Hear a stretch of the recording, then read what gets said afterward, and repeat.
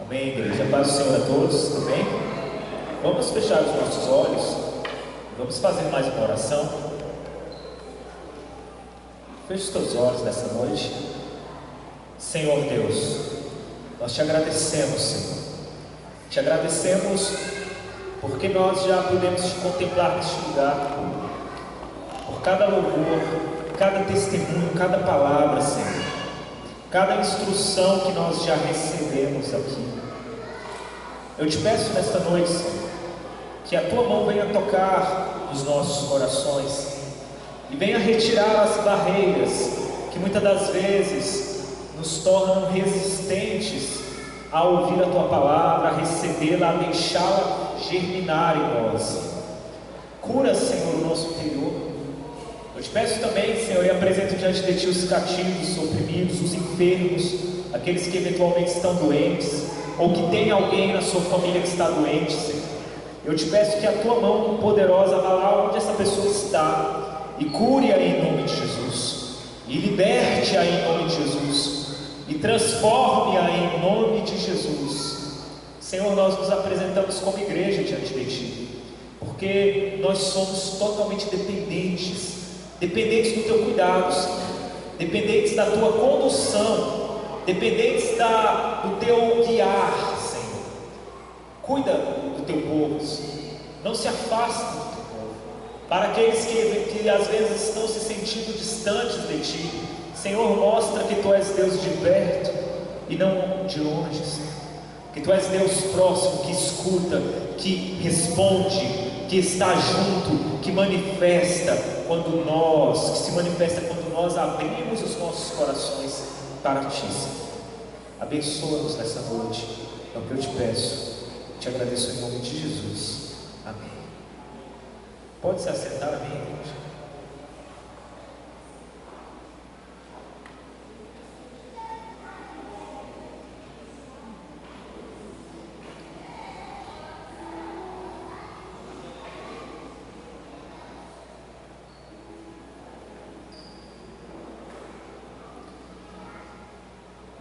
Vamos abrir nossas Bíblias no texto da nossa confraternização hoje, aqui. Ontem nós tivemos uma palavra que trouxe vários exemplos do que é a vida na igreja, né? O tema que foi dado é sobre a necessidade de congregar, de nós não nos afastarmos da congregação. Este é o tema da festa aqui, da confraternização de aniversário aqui da Igreja do Novo Gama. Então eu gostaria que nós lêssemos, amém? Hebreus capítulo 10.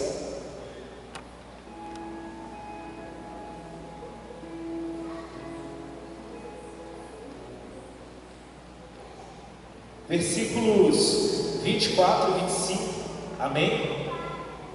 Versículos 24 e 25. Hebreus capítulo 10, versículo 24 e 25.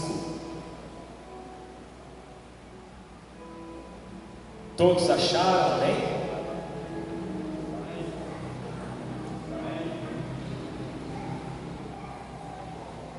Hebreus capítulo 10. Hebreus está lá no final da Bíblia. Pula lá para o final que você vai achar. Hebreus capítulo 10, versículos 24 e 25.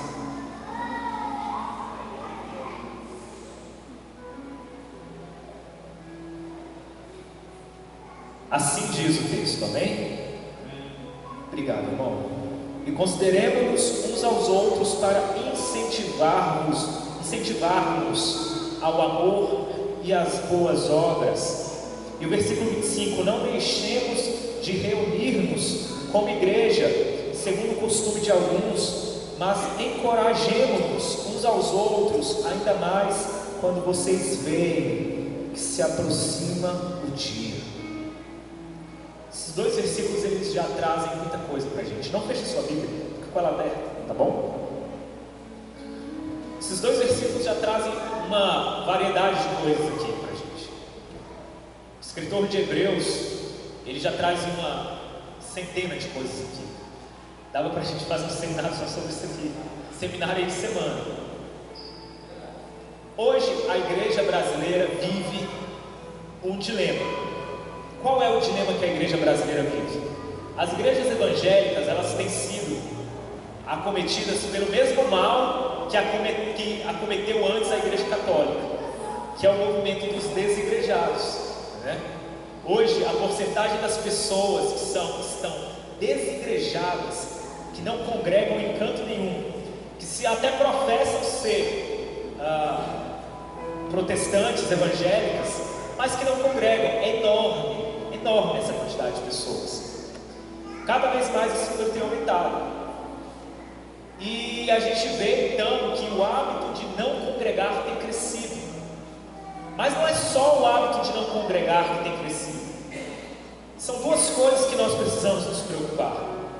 Primeiramente com o não congregar, e em segundo lugar com a má congregação. Porque tão ruim quanto não congregar é você congregar de um jeito ruim.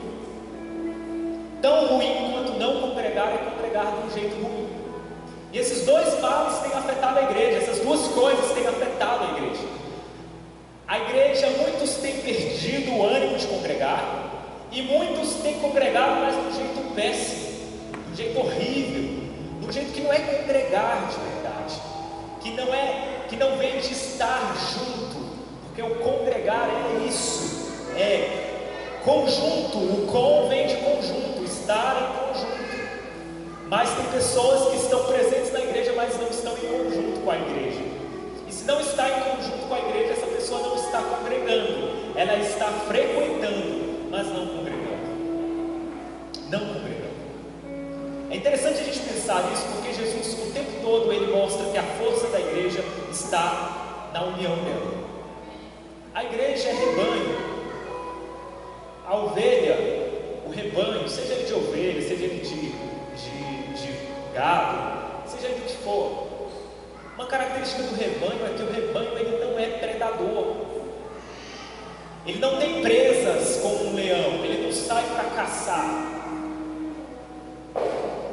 Na verdade, ele geralmente sempre é a presa e não o predador. Ele é devorado e jamais devora. Assim é o rebanho. E qual é a força do rebanho então? A força do rebanho está no indivíduo? Não, está no todo. Quando você assiste aqueles documentários de animais, né? Quando você assiste lá, sei lá, History Channel, aquele Animal Planet, né? Planet, o Discovery, ou esses que passam aí na televisão, você vai ver que, por exemplo, quando você tem aquele bando ali de zebras, né? Aquele rebanho de zebras, né? A zebra também ela não é predadora. Aí quando vem, por exemplo, um leopardo para pegar uma zebra, geralmente ele pega aquela que está sozinha. Quando está na força do rebanho, o rebanho vem, atropela o bicho, sai correndo, ele fica perdido, não sabe onde vai e não pega. A força do rebanho é a unidade. A força do rebanho é a congregação. A força do rebanho é o estar juntos. Meus irmãos, as nossas armas não são armas carnais, armas de sabedoria humana, armas de força humana. Para eu me impor como pessoa, eu vou ter que me utilizar de armas humanas. Só que aí eu saio de todo o centro do Evangelho, porque o centro do Evangelho é exatamente o oposto disso. Eu não pelejo com vaidade no Evangelho. Se eu pelejar com vaidade de uma pessoa que está aí no dia a dia, a vaidade de um predador, por exemplo, do leopardo, um exemplo aqui, ou o orgulho, ou a força do leopardo, eu não posso ser igreja.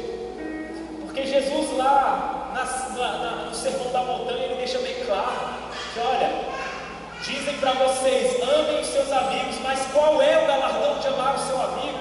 Eu digo para vocês, amem os vossos inimigos. O comportamento da igreja é de amar o seu inimigo e não de atropelar o seu inimigo. Daí você já tira que a pessoa sozinha, ela não tem força, porque ela não é reativa. O cristão, ele não é reativo. O cristão, pelo contrário, ele dá a outra face. O cristão, quando alguém toma alguma coisa dele, se alguém toma uma coisa, ele dá a outra.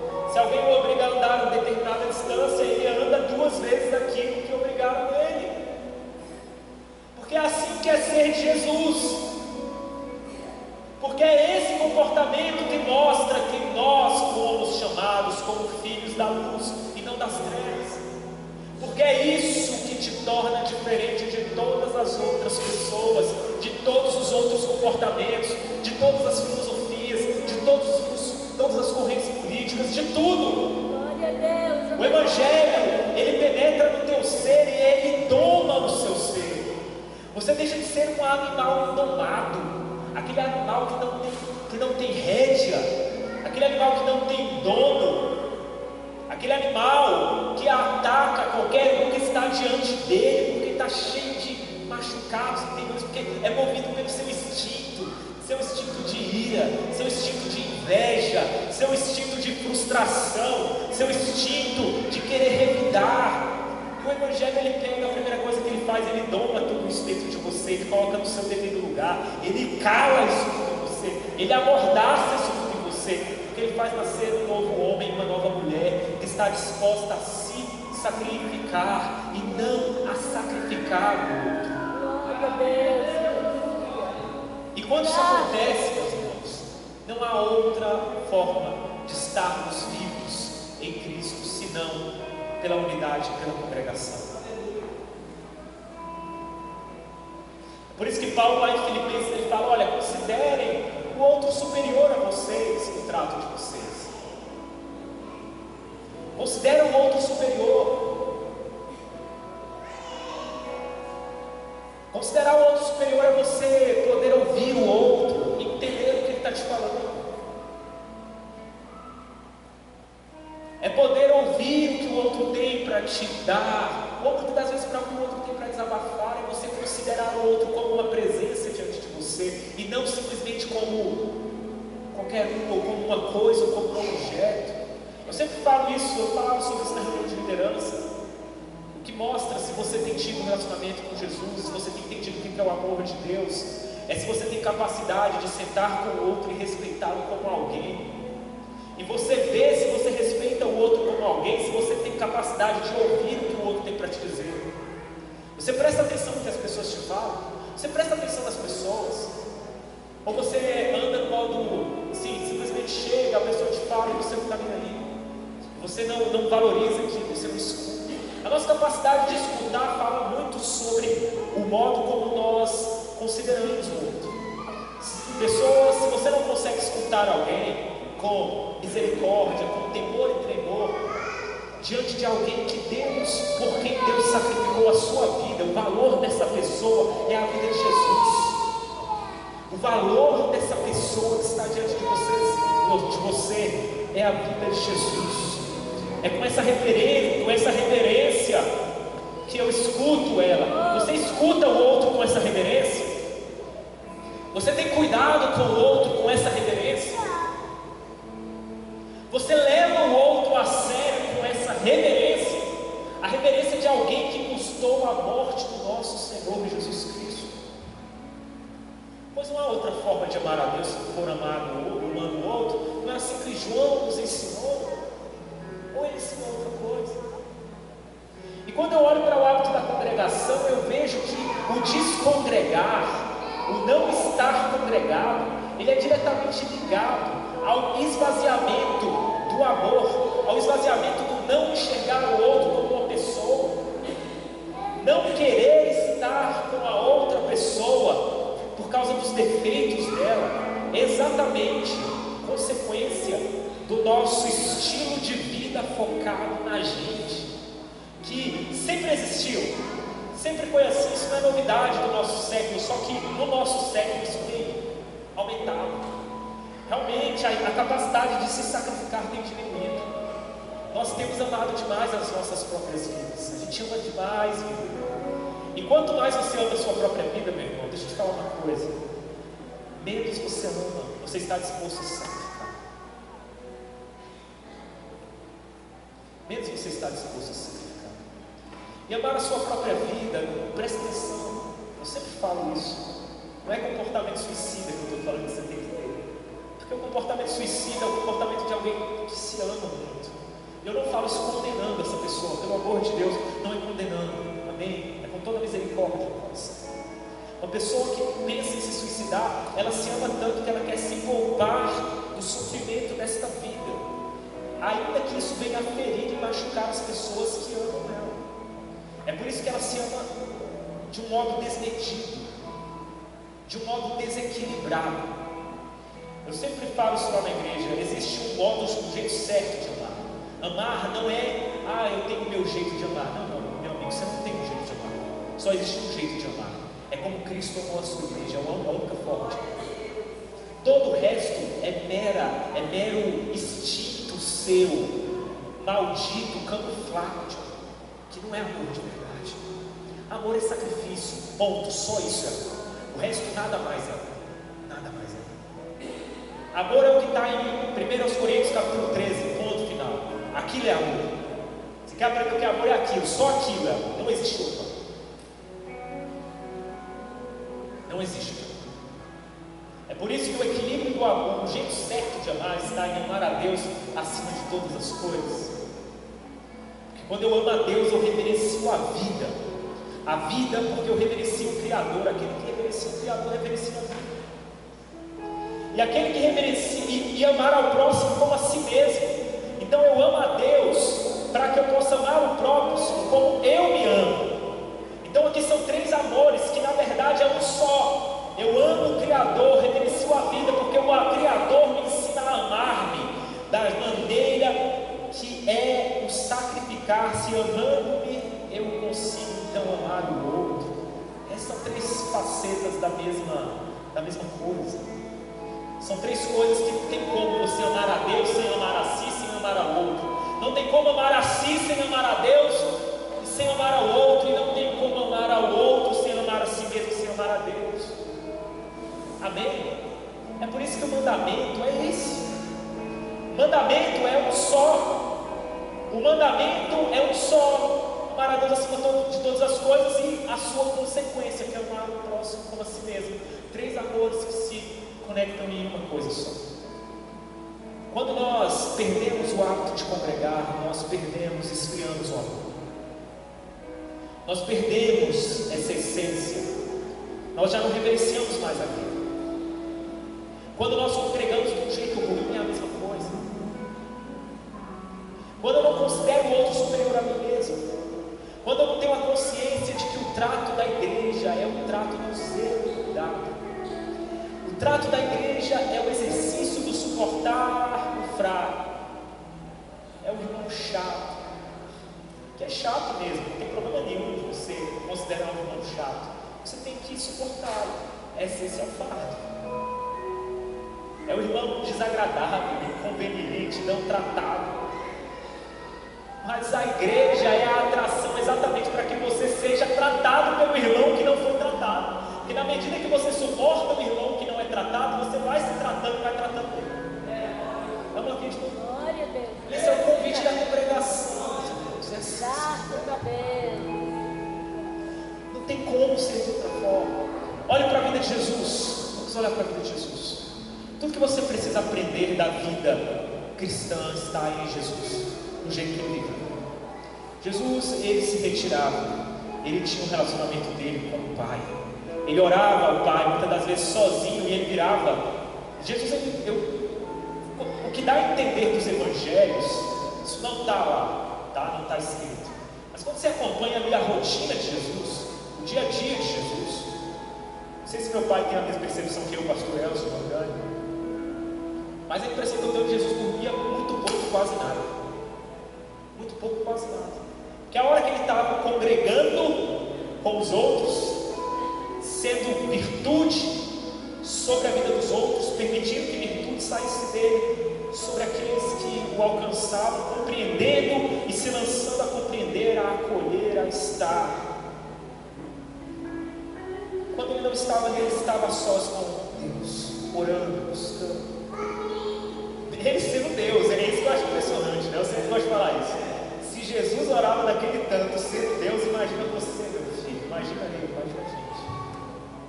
Jesus, cara, ele o tempo todo ele está se retirando para orar. Ele é Deus. E você não está orando nada e acha que as coisas vão dar certo. Meu irmão, não vai dar certo. Não vai dar certo. Oh, Deus. Não vai, tá? Não vai. Se Jesus orava daquele tanto, meu irmão, o mínimo que tem que passar na nossa cabeça, cara, eu vou ter que fazer, eu acho que pelo menos infinitas vezes mais que isso, porque eu sou um nada. Sou um nada. Mas Jesus tinha então o ambiente de comunhão dele com Deus a sós. Mas o momento de comunhão dele com Deus a sós era só para prepará-lo para o momento em que ele estava congregando com o rebanho. Era isso. São duas esferas que você precisa ter. Eu vejo as pessoas falando, mas que a gente vive dias em que o verdadeiro evangelho não é pregado, então eu não vou mais para a igreja porque só tem líder cara de pau, tem um monte de líder cara de pau, gente à toa, gente que não vale uma balinha, gente que fica explorando os outros. É verdade mesmo. Só que deixa eu falar para vocês, eu estou nessa há muito tempo, tá? Eu não estou nessa de hoje, eu estou nessa há muito tempo. E 99% das pessoas, o Jordão vai concordar comigo, 99% das pessoas que se afastaram da congregação, dizendo que é porque na congregação não se pregava um verdadeiro evangelho, na verdade era gente chata, que é intratável, que não queria ser tratada pela convivência com o outro. É um bando de gente orgulhosa, vaidosa, arrogante, intratável. Oxalá que fosse realmente pelo zelo à doutrina. Se fosse pelo zelo à doutrina, a primeira reação dela seria não parar de congregar. Ponto. Mas não é zelo à doutrina. Eles são irreconciliáveis, são pessoas intratáveis, são pessoas que têm uma convivência péssima, são pessoas que não querem se melhorar e querem esperar que os outros melhorem. E aí estão inventando a desculpa de que é porque a igreja tem um monte de gente à toa como líder. É verdade, só que uma verdade que camufla a sua mentira interior, meu irmão. Essa é uma mentira 2 vezes mais culpável, porque você está se utilizando, você está agindo igual Satanás, você está se utilizando de uma verdade para conduzir ao mal, para justificar o comportamento mal. Isso é síndrome luciferiana, isso é síndrome de serpente, é serpente que age desse jeito. Judas falou sobre esse tipo de gente. Lá, leia o livro de Judas, é uma página, você vai ler rapidinho. E Judas falou desse tipo de gente que decaiu da graça, desse tipo de gente que vai se tornando irreconciliável, intratável, esse tipo de gente que não tem mais o coração aberto para essa via de mão dupla, que é manifestar a verdade sendo manifestado pela verdade. Gente, Jesus falou, olha, quando vocês forem um, não me reconhecerão. Jesus falou em outros momentos, olha, testemunho de vocês como congregação é o que vai fazer com que as pessoas conheçam quem eu sou. Jesus tratou a igreja como um corpo. Na igreja não existem super-homens nem super-mulheres. Na igreja não existe uma pessoa que ela simplesmente é completa em si mesma. A própria essência da igreja é incompletitude, é ser incompleto, é esperar que o outro me complete, porque eu sou incompleto. Pastor divino, ele vai ter as áreas de chamado do ministério dele, mas que ele não é um super-homem, ele não será completo. Ele vai precisar da Vasti, porque a Vasti vai trazer aquilo que falta nele, e ele vai trazer aquilo que falta na Vasti, vai trazer aquilo que tem para o pastor, e os dois não têm aquilo que o pastor Nelson tem. É por isso que os ministérios são variados, é por isso que é dado para cada um de acordo com uma medida certa, é por isso que é um corpo, é por isso que é congregar, meus irmãos, não tem outra forma. Mas é evidente que isso é impossível. É por isso que uma pessoa que não congrega, ela não está na graça. Você realmente não precisa de congregar, meu irmão. Realmente vir para a igreja não salva. Mas entenda uma coisa: suportar uns aos outros, querer ser melhorado suportando o outro, querer participar deste corpo que vai se completando como um corpo, como um ministério, reconhecer as suas fragilidades, entender que não, você não é um super-herói e que você precisa do outro, você tem que estar ali perto do rebanho. Tudo isso é consciência de quem é salvo. Então, congregar, você precisa precisa congregar para ser salvo? Não, mas quem é salvo congrega. Quem é salvo congrega. Quem é salvo congrega. Não tem jeito de ser. Não tem jeito de ser. Congregar é esse exercício da paciência na prática. Congregar é esse exercício do amor na prática. Congregar é esse exercício de contaminar e ser contaminado pela chama do Espírito Santo. Glória a Deus, aleluia. Congregar é esse exercício de apaziguar e ser apaziguado, de consolar e ser consolado,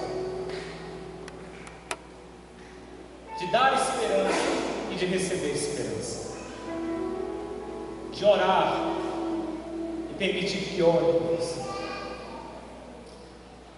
Como viver uma vida cristã sem isso? Não tem como. Não tem como, meus irmãos. Então, se você não se sente, se você se sente uma pessoa que precisa ser tratada, congregue. Se você acha que você já tem um pouco mais de maturidade, já tem um pouco mais de caminhada na fé, congregue. Aqui é seu lugar. Se você acha que tem muito que aprender, aqui é o seu lugar. Se você já sabe muita coisa e tem muito a passar, aqui é o seu lugar. É por isso que aqui é o lugar mais eclético. O pessoal fala de inclusão, aqui é inclusão. Aqui é a verdadeira inclusão. Porque aqui é a inclusão sem hipocrisias.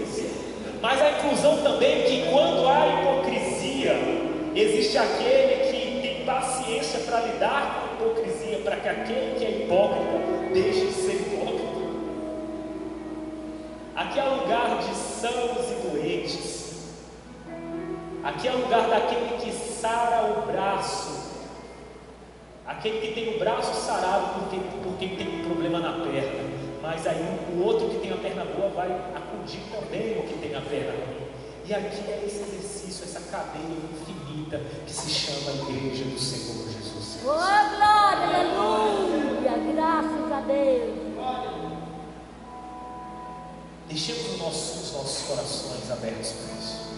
Estejamos atentos para isso. Vamos nos permitir viver isso. Eu tinha outras coisas para falar, de repente a mensagem do outro. Mas esse é o mistério da graça do Evangelho do Senhor Jesus. Amém? Vamos ficar de pé nessa noite.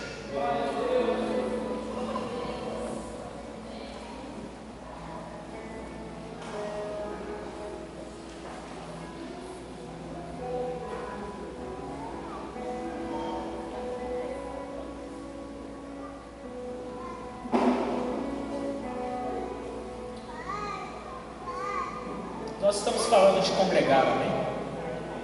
Não é um costume meu, mas eu acho que essa oportunidade ela é bem propícia para isso. Vou pedir para que você dê a mão para montar o seu.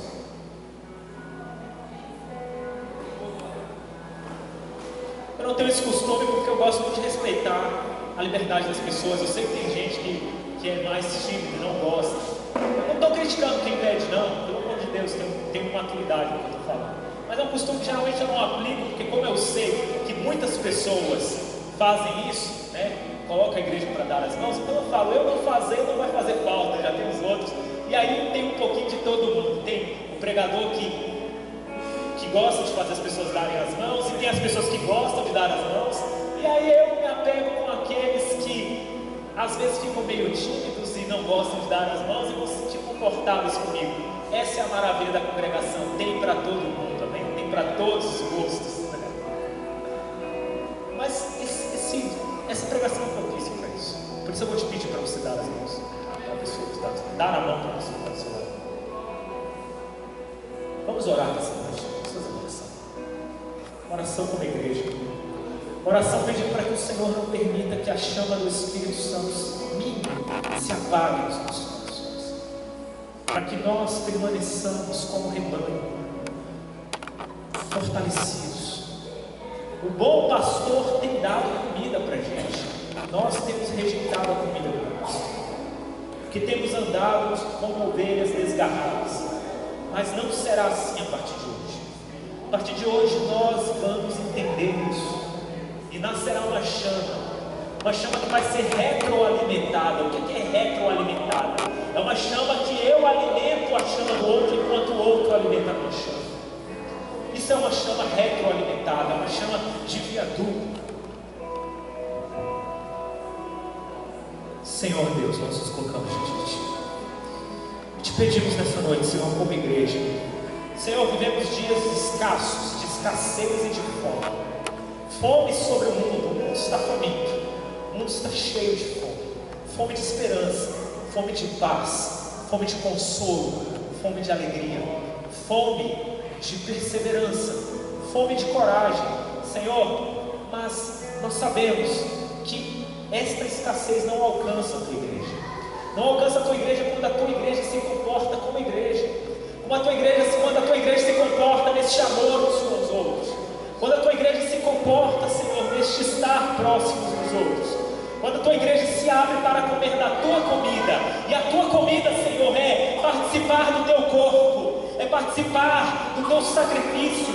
E participar do Teu sacrifício, da Tua ceia, nada mais é, Senhor, do que repartir o pão, do que chorar quando se chora, do que, Senhor, se alegrar quando se alegra, do que tornar-nos participantes do mesmo sangue que redime a todos, das mesmas, Senhor, dores que muitas das vezes afligem a todos. Mas o nosso comer o pão está exatamente no prazer de sermos uma igreja.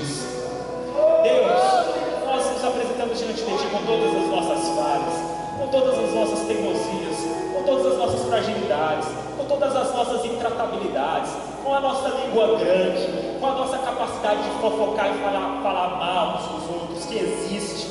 Mas, Senhor, com todas as nossas falhas e erros, nós nos apresentamos diante de Ti, para que o Senhor nos trate como igreja, nos trate uns aos outros como igreja, faça-nos crescer, Senhor, na medida que nós amamos, que a medida do amor em nós seja a medida do crescimento pessoal em nós, que a medida da fé em nós seja a medida da fé que faz com que nós não venhamos a nos entristecer com coisas bobas e tolas, que seja acrescentada a nossa fé, que seja acrescentada a nossa coragem, que seja acrescentada, Senhor, a nossa capacidade de suportar uns aos outros, que nós, Senhor, antes de querermos ser compreendidos, que nós sejamos pelo Espírito de querer compreender, Senhor, que nós não sejamos egoístas, pessoas que querem ser compreendidas por todas, mas que a ninguém quer compreender. Meu Deus, que haja um movimento do Teu Espírito em nossos corações, o Espírito que nos leva a nos doar, que leva a gente, Senhor, a se dar, que leva a gente a se sacrificar. Então, Senhor, que antes de querer alguma coisa, que nós, para nós mesmos, que nós venhamos estar dispostos a dar, que a Tua igreja seja uma igreja que se doe, que dê, que queira dar, não receber. Meu Deus, antes de receber, que nós venhamos a querer dar, Senhor. Porque eu sei, Senhor, que é quando nós estamos mais fracos é que a Tua força se manifesta sobre nós. Que é quando, Senhor, a nossa carne já não aguenta mais, é que o Teu Espírito se manifesta sobre a nossa fraqueza, implode a nossa força humana e faz nascer todo o poder que vem do Evangelho do Espírito Santo de Deus. Meu Deus, a Tua igreja carece do Teu poder, não de pouco do Teu poder, mas de muito do Teu poder. E muito do Teu poder significa uma igreja que muito se doa, que muito se dá, que muito, Senhor, concede, que muito sacrifica, que muito compreende. Senhor, nós não precisamos de muitos que não nos compreendam, nós só precisamos, Senhor, que o Teu Espírito nos compreenda, que o Teu Espírito nos faça caminhar.